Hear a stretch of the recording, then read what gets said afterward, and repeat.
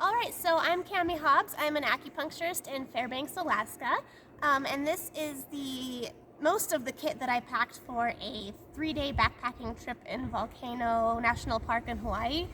There were 6 adults and 3 kids, I think, total. So it was, that size pack, and a lot of it is just your standard Band-Aids, wraps, what you would kind of expect. But then I do have my more acupuncture-specific tools as well. So that's typical. And it's just this kind of little packet here is most of that. So what I've got here are some bigger needles that I don't really expect to use, but these are going to be for any deeper kind of muscle trigger points, things like that. Maybe a spasm. These aren't something that I so much expect to use. What I'm really gonna use for the most part are I have some hand needles here, and these can be used for kind of headaches, internal stuff all over the body, or my kind of ankle and wrist points, and these are what I'm going to use mostly for channel acupuncture. So this is again going to address headaches, any nausea. Trying to think, that's pretty much what I see.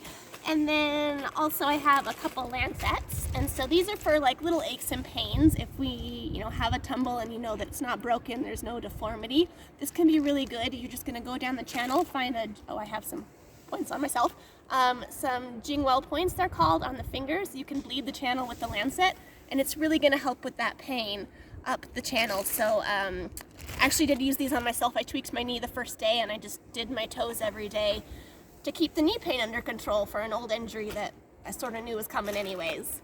And then for those that are needle averse, we have a couple other tools as well.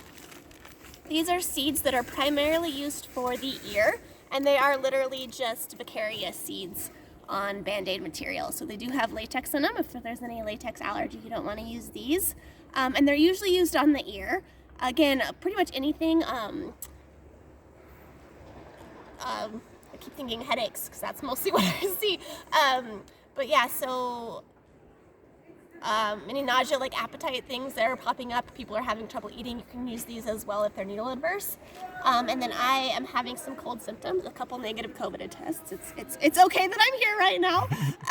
And so that's what these are for sore throat, kind of an immune boost. It's called Release the Exterior for cold symptoms here as well. And so that's what I did to myself yesterday to just kind of feel better to be at this conference right now. Then you've also got kind of a similar thing, gold pellets. These in particular, if you're experiencing nausea, this one here about 3 fingers up, and you can just wear these around the rest of your trip, and it can really help with any symptoms that you're experiencing while you're out there. Then we also have some semi-permanent needles, and these are just for the ear. They're teeny little guys, and it's just this little tip right here. Gold pellets, these are what you're gonna see in a lot of ear acupuncture. You can put these in, and then they're gonna stay for up to about 5 days as average. Sometimes they stay a little bit longer. Often they'll fall out much sooner than that. And these are really good for pain. Battlefield acupuncture is a pretty common thing to see them used in. And then you can kind of put them to the corresponding body part on the ear and really help with pain throughout the body. And then I have a couple topicals as well that are more Chinese medicine specific. So this is a Yunnan Bio patch, and you're going to use this really similar to a lidocaine patch, except that it's got Chinese herbs. It does have a pretty intense smell to it, very kind of dirty menthol almost is what it smells like, but it's really effective, especially for like a spasm. If you're having a back spasm out on the trail, this can really help keep that under control and get you through the rest of your trip. What I used most on the trip to Hawaii, though, is this. It's also Yunnan Bio, or Yunnan Pio, I think is how this one is translated. And this is just a little powder that's going to act as both a coagulant and kind of antiseptic. And this is what I use most frequently because there were a lot of, quite a few lava cuts. Get out in the water and you'd get cut up by the lava.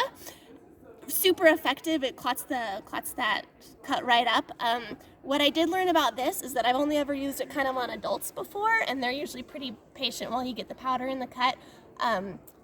I don't have it in my kit yet, but what I need is a chemist's spoon because the children were not impressed with how long it took to get the powder in the cut before they could be up and moving again. And then there's also, I think I took it out of here. There's also a little red pellet in there that's supposed to be really amazing for an internal bleed. I'm not totally sold on it, and ideally I will never be in a situation where I need, like, that's the best option.